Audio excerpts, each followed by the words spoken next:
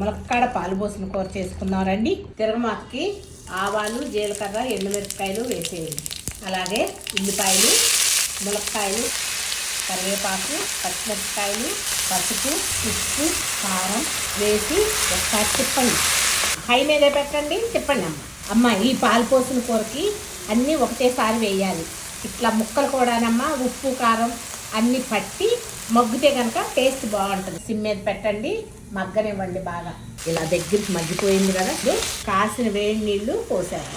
ఈ నీరంతా ఎగిరిపోయే వరకు ఉడకనిద్దాం. మసిలే నీళ్ళు పోసాము, ఎగిరిపోయినాయి మొత్తం నీరంతా కూడా. అలాగే ముక్క కూడా ఒకసారి చూద్దాం, కూడా మెత్తగా అయిపోయింది. కూరకు సరిపడినన్ని పాలు పోసేయండి. నేను ఒక 1/2 లీటర్ పాలు పోస్తాను. ఒకసారి అనేసి మూత పెడతాం. దగ్గరికి వచ్చేసింది, నీరేమీ లేకుండా ఇక్కడ పాలు పోసిన కూర టేస్ట్ బాగుంటుంది. ఒకసారి ఇలా చేసుకొని చూడండి.